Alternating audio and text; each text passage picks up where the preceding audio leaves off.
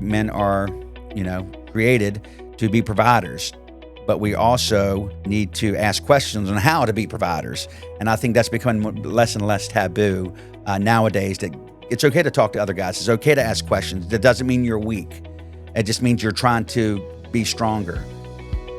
This is The People Who Make Virginia. Real stories from the people making a difference in our communities. Brought to you by Broughton Injury Law, a veteran-led, trial-ready law firm. We're back with another episode. We have with us Mr. Chris Beach, the CEO of the Fatherhood Foundation of Virginia. Chris, good to have you. Thanks for having me. No problem. We love it. I read up a little bit about you, and before I give you the mic, I want to say that you have a great story, and I'm excited to get into it. And I wanted to share a little story about what fatherhood means to me, or more so, just something memorable when I think of fatherhood, since I'm a new dad. So when my wife and I first got back from the hospital after she gave birth to our son, I remember sitting at home, after a couple of days of being in the chaos of, the maternity unit. And as I'm sitting there kind of in my, feels, I'm looking around, I'm thinking, and I just get overwhelmed with emotion. And I think to myself, like, how am I going to provide? How am I going to protect my family? How am I going to just make sure I don't fail in any of these things? And I just remember breaking down, And my wife and I talked for a little bit, and it just dawned on me. I was like, look, I don't know the answers right now, but I'll work very hard to try and find them. I don't know what the hell I'm doing, but I'll be here every day, right? Because when I moved to the United States, and I'm sure you guys can kind of hear it, I'm getting a little emotional, but I was 12 years old. My mom and I are the ones that moved here. Although my dad was, there, over the phone, video chat, whatever. It still, has an impact on a 12-year-old, So with all that being said, I think that a lot of fathers can agree with me when I say that we try to do our best. We just don't know what the answers are. And I do believe that being an involved parent, father, is very important to my child. So with all that being said, I fast forward now, I have a 2-year-old. I'm not perfect by no means, but I want to consider myself an involved parent. I like to think that I help my wife as much as she helps me. And I am very excited to get into this conversation because I feel like I'm going to learn a lot from you, because I'm the youngest parent in the room right now. But, with all that being said, take it away. Well, wow, yeah, that's loaded right there. Thanks for that. I appreciate that tee up right there. No, first of all, none of us know what the hell we're doing. Be honest with you, you learn as you go. I appreciate the ability to talk about that and say, I don't know what I'm doing, and that's okay. At the Fatherhood Foundation of Virginia, what we do is we start all of our classes with these 3 things. Number 1, there's no such thing as a perfect dad. Bottom line, there's not. And if you can find them, please let me know. I want to hire them to take this job. Number 1. Number 2, there's no such thing as a dumb question. I think, and even in today's society, there's so much access to answers out there that sometimes dads just don't even ask those questions. And they're not dumb questions. And that's one of the things we do. We create safe spaces for dads to ask those questions that they're afraid to ask around others so they don't sound stupid doing it. They just don't want it. Guys don't want to sound like they don't know what they're doing. But when it comes to fatherhood, we don't know what we're doing. We're learning on the fly. It's drinking from a fire hose.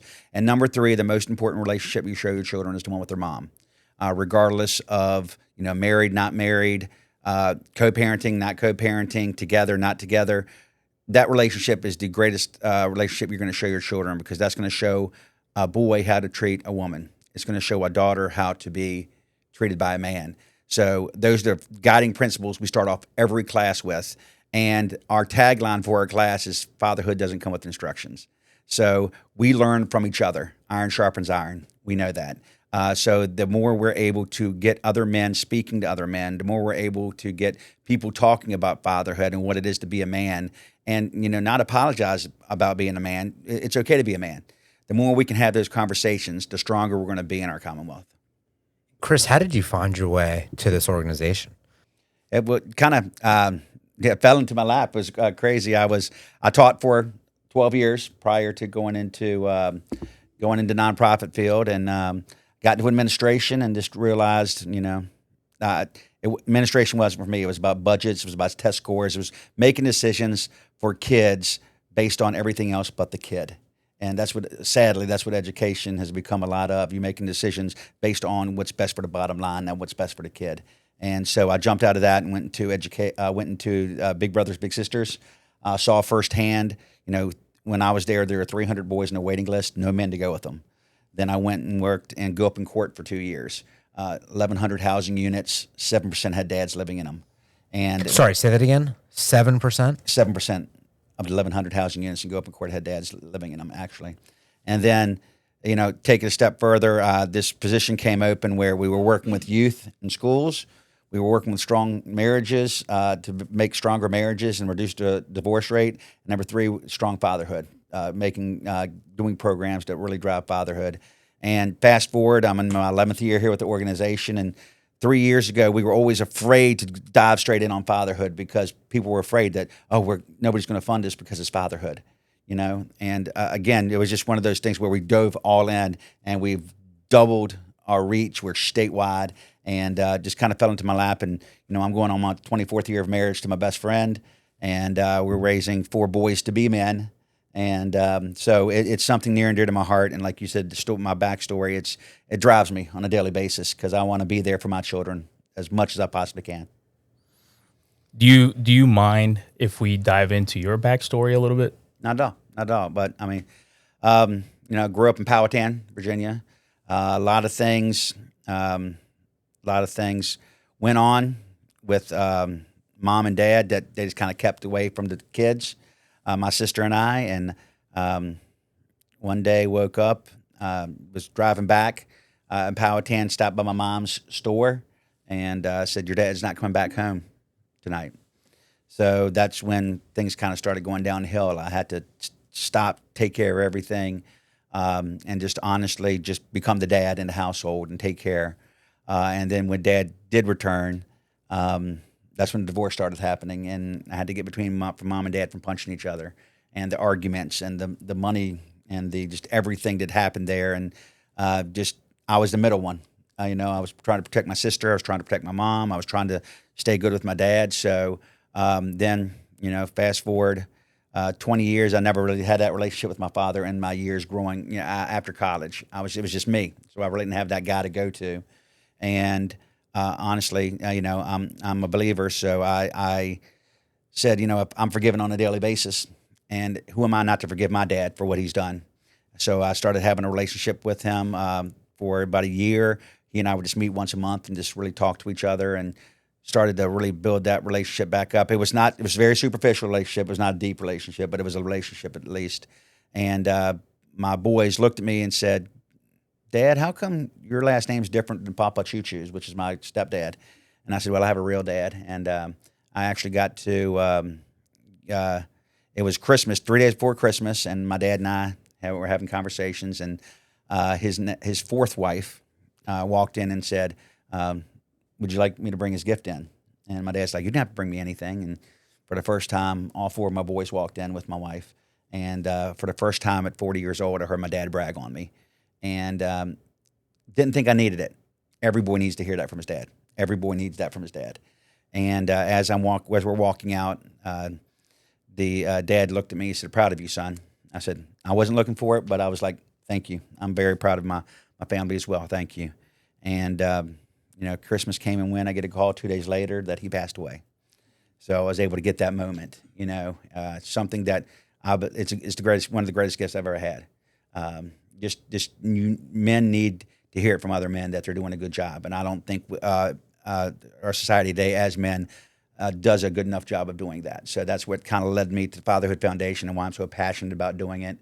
You know, I work part-time job to stay in this job. But it's a passion of mine. I love what I do. I get to go out and literally help men be stronger fathers and be there for their children, because I truly believe that if we spent more time being proactive and getting to the root cause, which is the breakup of families, if we got to that, we wouldn't need more mentors. We wouldn't need more programs. We wouldn't need all of these things. We would just have stronger families, and a lot of these ills that we have in today's society would go away. How old were you when your father originally left the home? 16. 16. And were you the oldest of? You said were you one of four? No, I have 4 boys, but I was my mom, my sister, and I. So Okay. my sister's younger. So it was, you know, I had a world at my fingertips, and you know, I was playing baseball, playing football, loving everything, and then literally, like that overnight, everything changed, and I had a baseball. Literally a month and a half later, I had a baseball come back, hit me, and broke my jaw in half, and lost my starting position on the baseball team because I had no energy, and I just couldn't do anything. We didn't have insurance, so the bills started racking up. I mean, it just one thing after another, just kind of hit. But you know, just I did everything I could to stay strong. I had I did have great mentors: my baseball coaches, my football coaches, my grandfather. I had extraordinary men who made sure I was taken care of. And one coach in particularly is, you know, he always had new cleats, and I'm like, Mom said, I got you new cleats. I'm like, these are great. We didn't have the money for new cleats, and I find out years later as my coach, and it's just men need other men, and that was you know, what I hoped to. If I'm a quarter of what my coach was, then I'm doing a great job in life. So. And you said you're a man of faith. Mm-hmm. Were you already, I guess, firm in your faith prior to your dad leaving the home, or is that something that sort of developed over time and after that? Well, I've always been strong in my faith, but I think the forgiveness part was the hardest thing to do. Just saying sorry, and just he hurt us. He hurt us a lot. He hurt the entire family a lot, and there was, you know, I was the only one that was speaking with him, and but it just, you know, as I got older, I'm just like, I'm asking for forgiveness on a daily basis. Who am I not to forgive? So.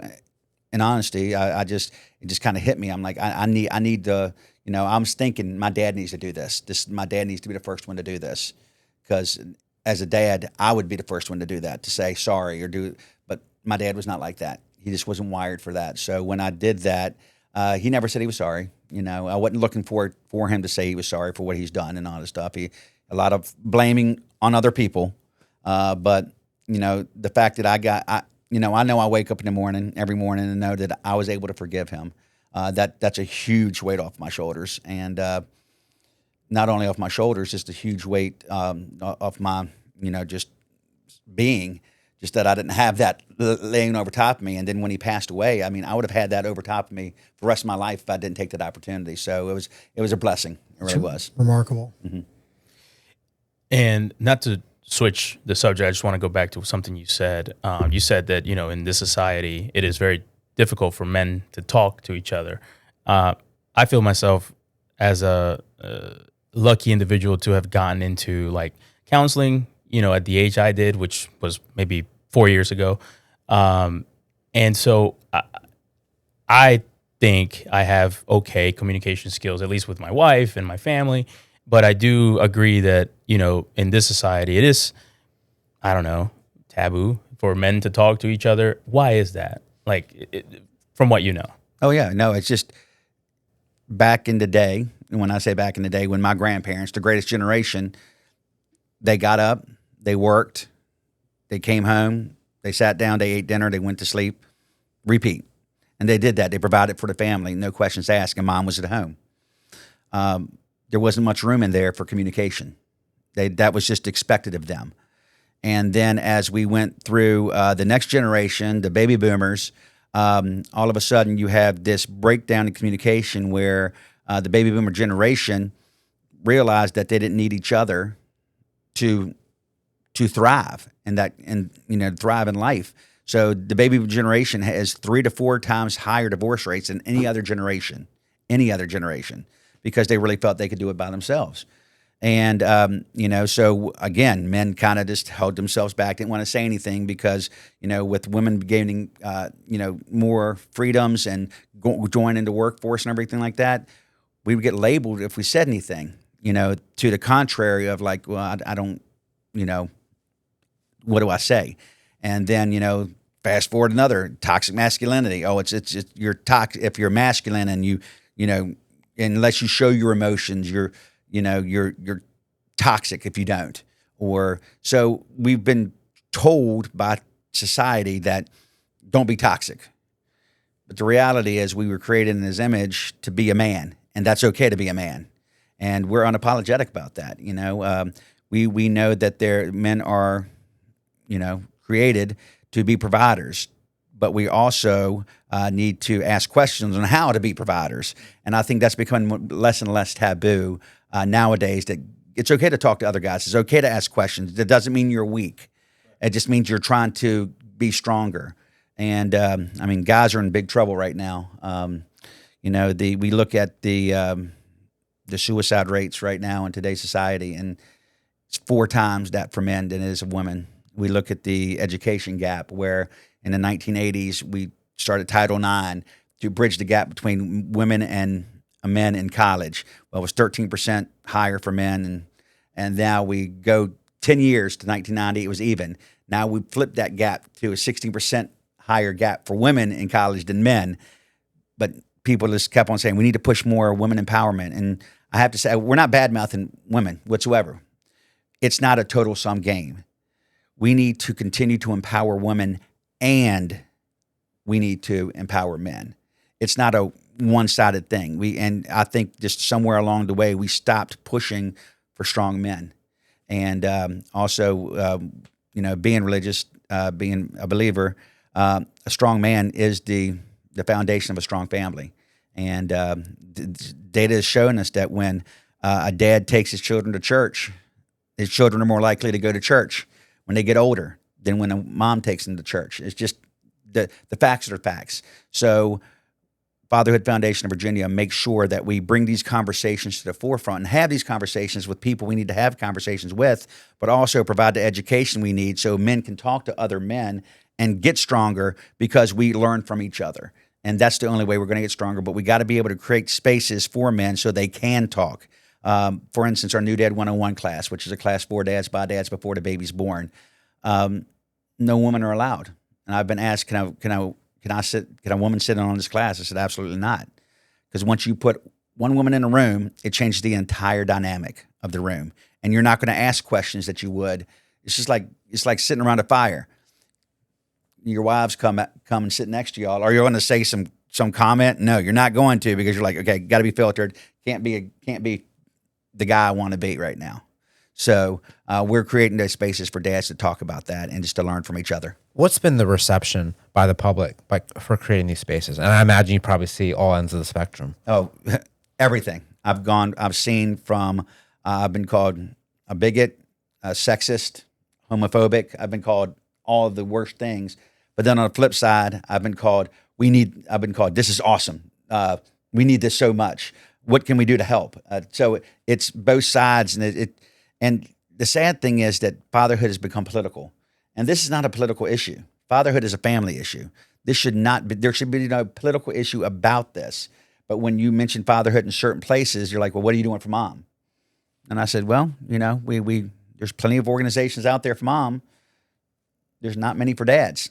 And we're still trying to get there. Like, we don't get a lot of grant money from a lot of grant places, because if you look at certain places, they have underneath family, they have categories, and in those categories, maternal health, child well-being, maternal postpartum, depression and illness and sicknesses and all that stuff. And I'm just like, okay, where's dad? Dads? Where's dad? Dad's not in there at all.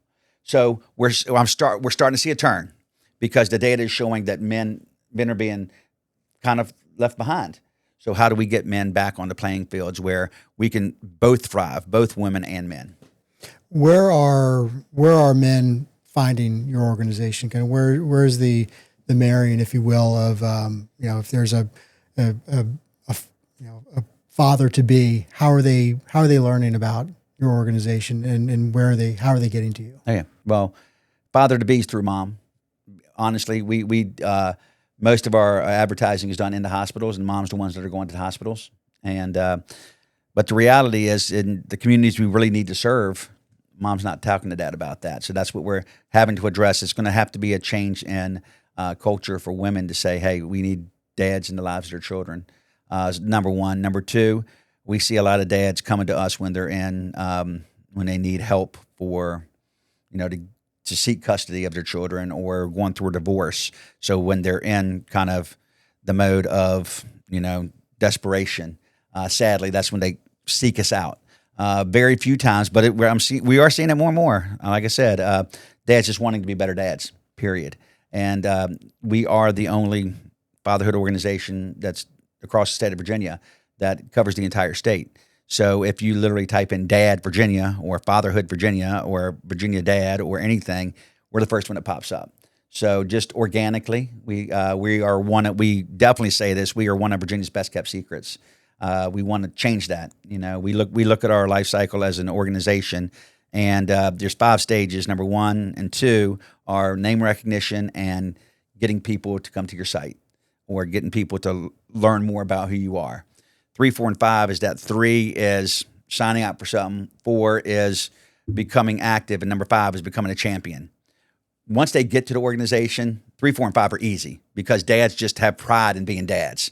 But 1 and 2, still not a lot of people know about us. So that's the one thing that, doing these kind of things or just being at golf tournaments or being present at anything or doing basketball games or wearing crazy pants or crazy jackets, people are going to watch this and they're going to be like, that guy in the jacket. They're going to remember the jacket. So I wear a lot of crazy pants. I wear a lot of jackets, but they remember that. They're like, there was a dad talking about that. Are you the John Daly of fatherhood? Well, I'd like not to think I drink that much and play golf that much, but just the outfit. Just the outfits, yes. I own way too many of his pants, so I will say the loudmouth pants are a favorite of mine. So yeah. Can you talk about? And I'm clearly self-concerned when I ask this question, but the concept of work-life balance, work-life integration with men. I mean, I have found personally it's a constant battle. In the sense of feeling like I'm not doing enough at work, not doing enough at home, and just never finding peace with that. How has your foundation grappled with that issue? Because I imagine it's fairly common with fathers. Oh, it's the biggest issue we have, and where dads are just trying to figure it out. And good dads are being good dads, regardless. I mean, you'll see dads who will wake up in the morning, get their kids to school, go to work, and then they come home and they coach baseball at night, and then by the time they actually sit down, they're exhausted. And but you also, spend time with the wife and spend time with mom and love on her. So the work-life balance is tough. But as I've gotten older and as I've talked to older men, work can wait. Work can wait. And I know there's deadlines. You got to have that, but there's also you got to look back at it. I know my third son is getting ready to go off to college. My first 2 are already in college, and then we have 1 more at home. And he's getting ready to graduate next week. And I said, man, where did that go? And you always question, did I do enough? Did I spend the time enough? Did I prepare him for what's next? And as I've gotten older, you're not going to get this time back.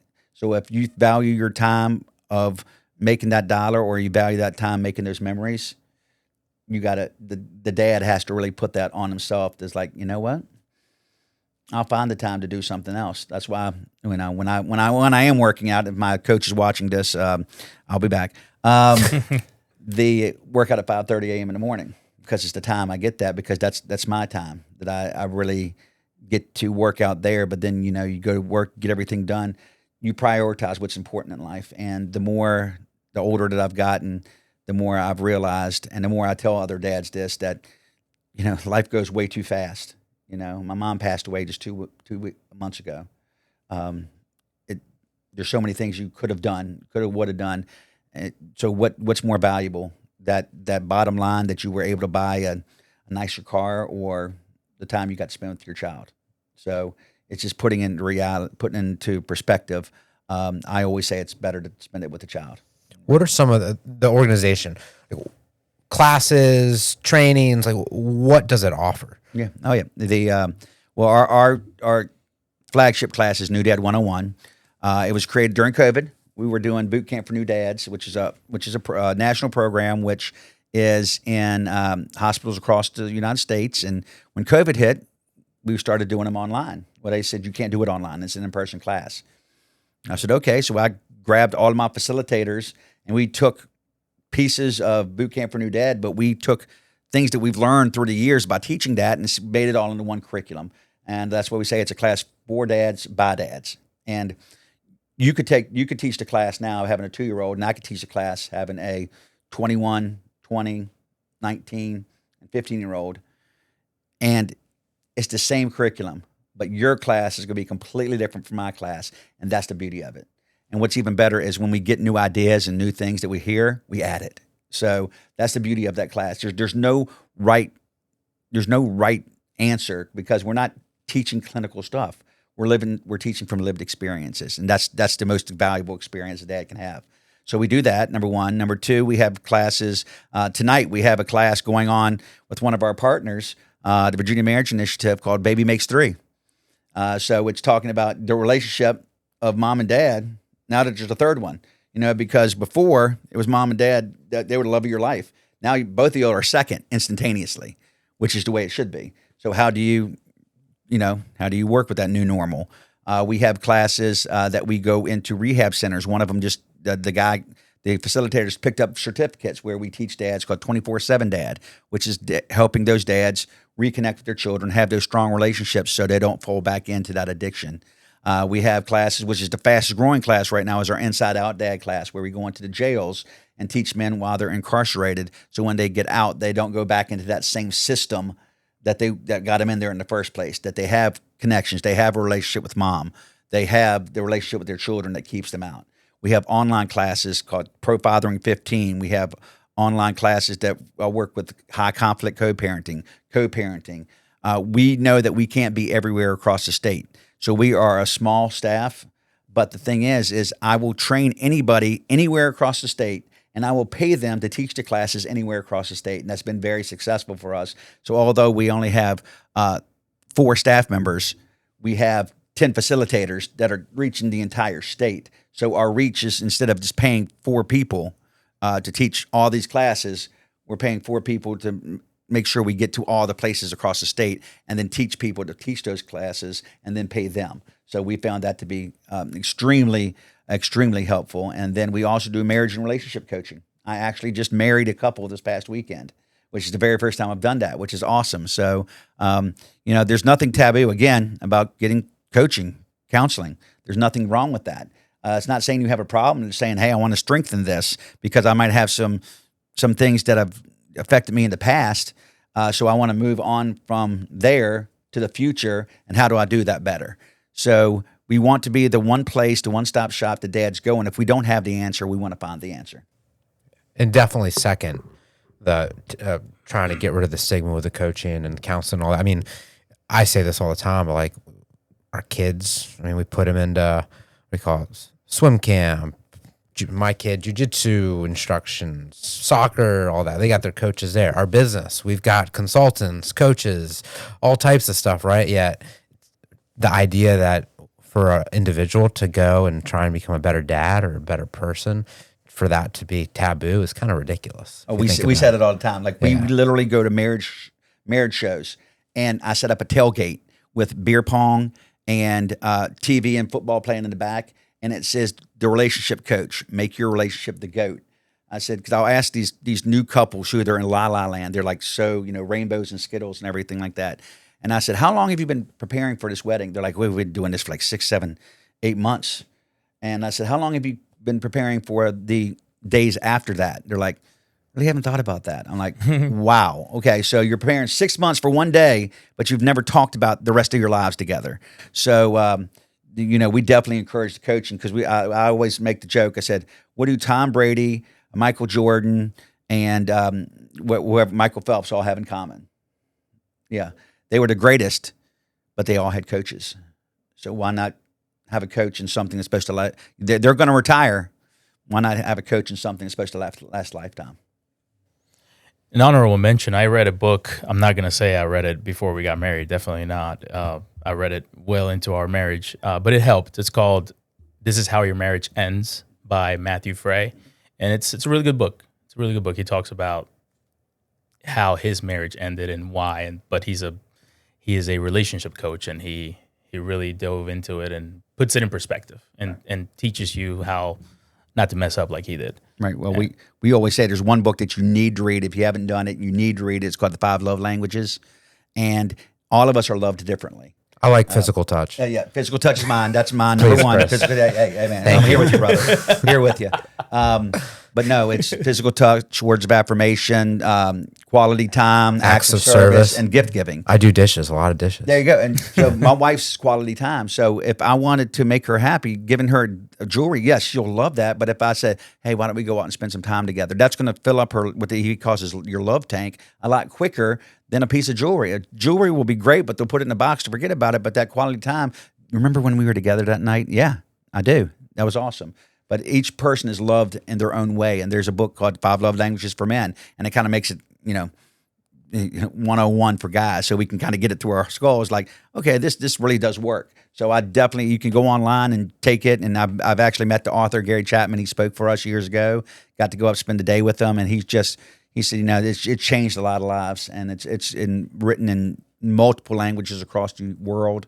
And it's the go-to book that I say, hey, before you start anything, know each other's love language, because if you can love on your wife as much as you want to, but if you're not doing it in the right language, you just Yeah, I imagine there's also some benefit in knowing your own too, right? There Because is. how do you want to spend your time and make sure you fill your own cup? And it's okay to say, I'm not feeling loved right now, and having those conversations with your wife. It's not stupid, if you know the way you need to be loved, help talk to each other, because mom's going to say it.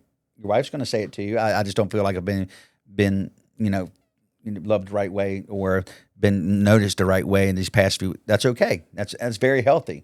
As we say, as Dr. Gottman, who has a love lab, he said, have the floor, and it's just a piece of paper. And what you do is you hand it to your wife, and when she's talking, you listen. You don't try to say something back in response. They say the average time a person actually listens before they jut in and say something is 13 seconds, because you're always thinking about what you're going to say next.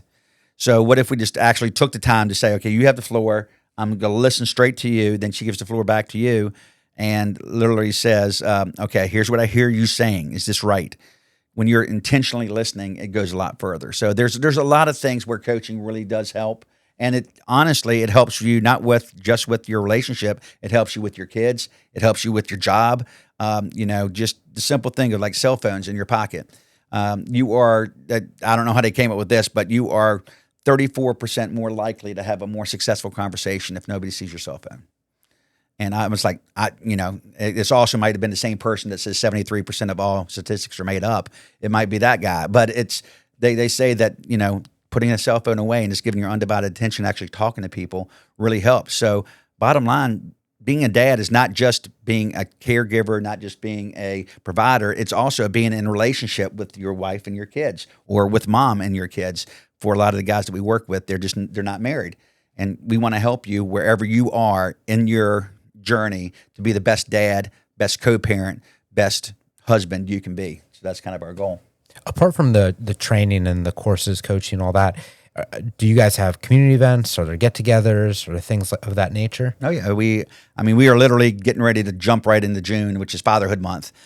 We have events planned the entire week before Father's Day here in Hampton Roads in Southwest Virginia. We have the UCROPS 16th annual UCROPS Father-Child Golf Tournament. We're taking it down to Hampton Roads, and we have the very first Dominion Energy Father-Child Golf Tournament down there. We're doing Children's Museum in Virginia down in Portsmouth, where dads and their families get in for free. Center of the Square, same thing down in Roanoke. We're doing the first 50 dads to the Chili Peppers game the day before the Father's Day, get him for free with the free meal. We're doing all of that. We have our big event called the Father Figure, which is the reigning best charity event in Richmond, voted on by the Richmond Times-Dispatch readers. And the one that I love the most by far is our event called Father Christmas, where we take nominations starting in October. And these are dads that are working hard. They're working 2 and 3 jobs, or they're working their jobs, but they still come up short, or life happens and their car breaks down, or something like that happens. So what we do is we take those nominations. We choose 25 dads here in Central Virginia, 25 dads in Hampton Roads, and 25 dads down in Southwest Virginia, and we say it's a Santa visit. And at that Santa visit, Santa says, "Hey, we see you, we respect you for what you're doing, and we know that we want to say that we know you're a good man." And a lot of guys don't hear that.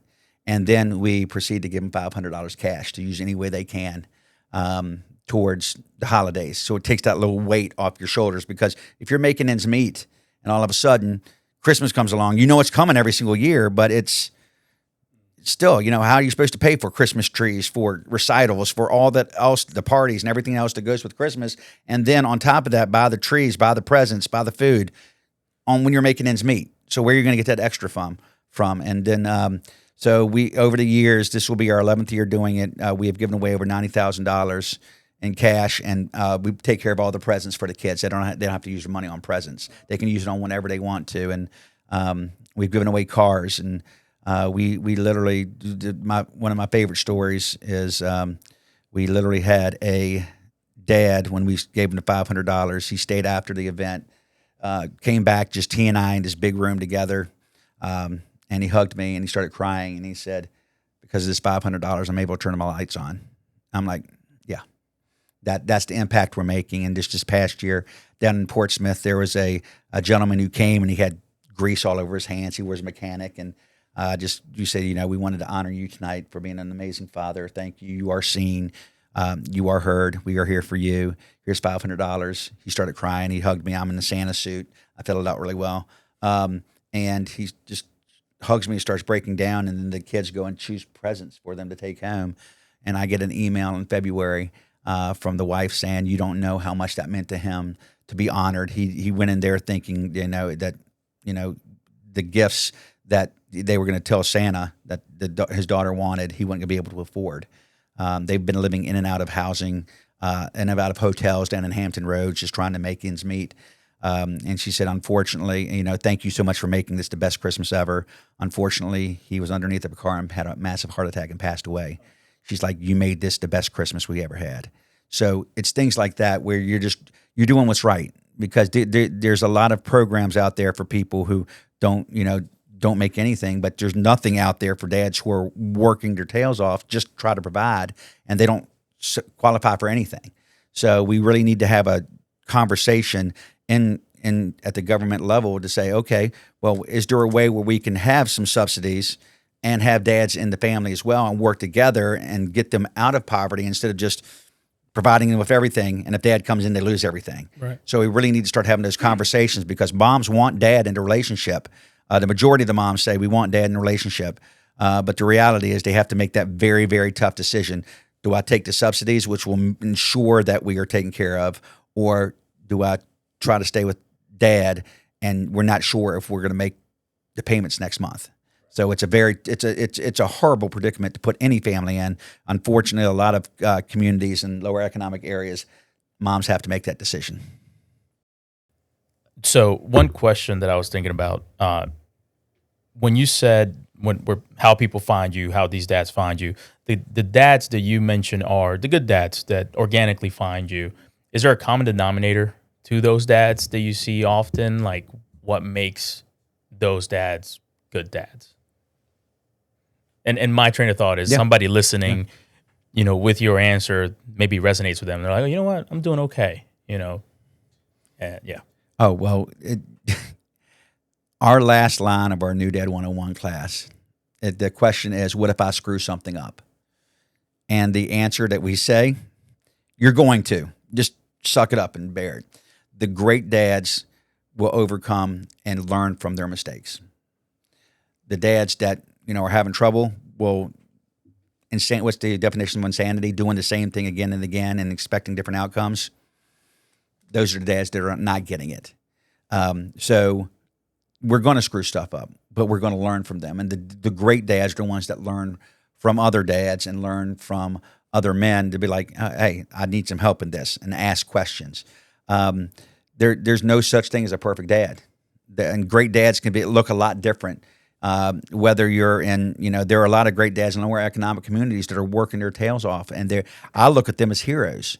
One of the dads from Father Christmas years ago was actually, which was just crazy, put up a tent in his front room, and he and his girls slept in that tent. Why? Their heat was cut off. So that, so I'm sitting there thinking to myself, I'm like, I've never had it where I didn't have, the heat. I'm just blessed on a daily basis. And when I see dads that, are doing that, I sometimes I take a step back in myself and say, I got it pretty good. And then you have these dads that have everything, and then I'm sitting there thinking to myself, I'm like, man, I wish I had that. I wish I had that. I'm like, you know what? I'm blessed. I woke up this morning. I woke up next to my favorite person in the world, and got to, send my son off to school, and I'm pretty daggone lucky. So the dads that want more and more and more and more, I think those are the dads that sometimes just need to realize you got everything you need, and it didn't cost you a daggone thing. No, it cost you to take care of them, but it didn't cost you anything to spend that time with them, and that's your children and your family, and your wife. So, so there's not one perfect dad and one perfect dad that I see. Somebody would ask me, what's the diversity of a class? I said, I can have any class, and there's going to be 10 different diverse backgrounds in each one. Doesn't matter what you look like. Each one of us have a different dad story, and each one of us can learn from each other, because he might have come from a very well-to-do family, but it might have been the worst family situation ever. And this other person didn't have enough, barely had anything, and had holes in their jeans, but they had that love and care. And, it's not this.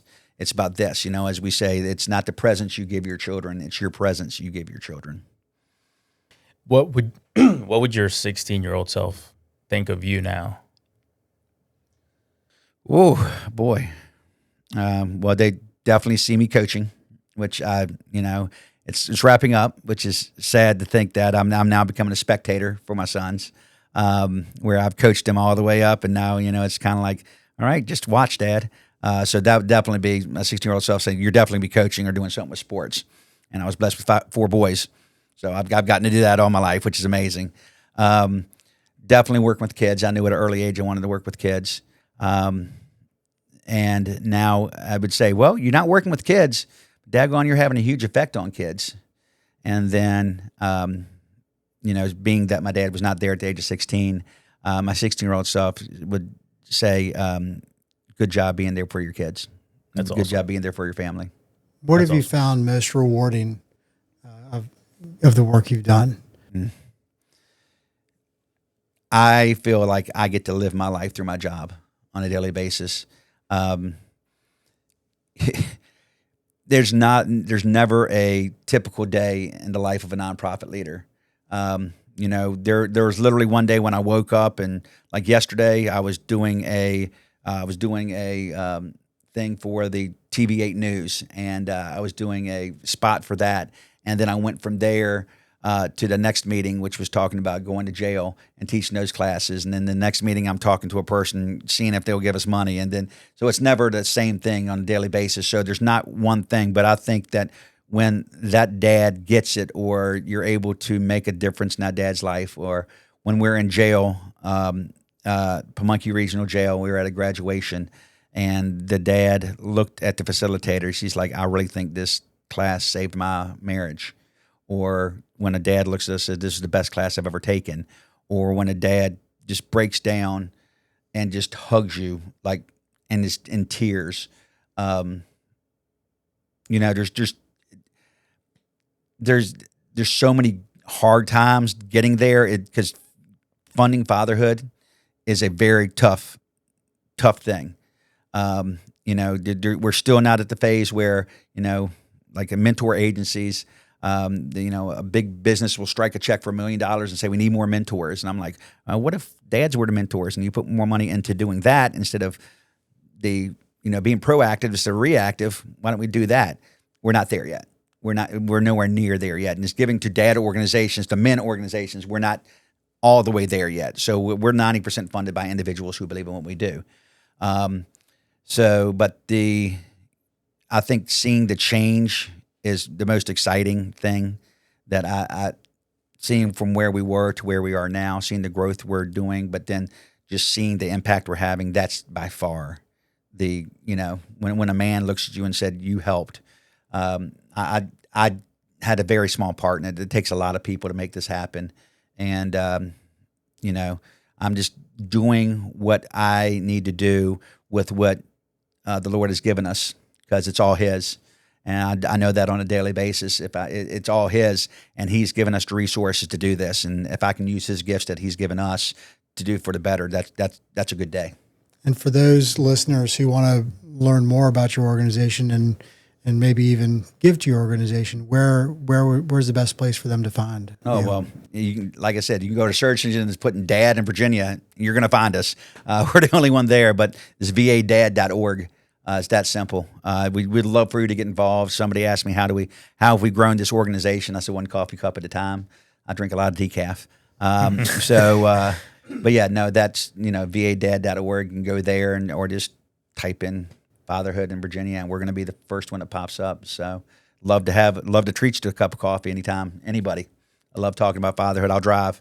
We have a diaper van outside. It literally says Dads Change Diapers Too on the side of it, where we go into communities, give dads a month's supply of diapers, and that might be the only time they get to bring their children, and that might be the only time in those communities where the dad actually gets to see their child for that week.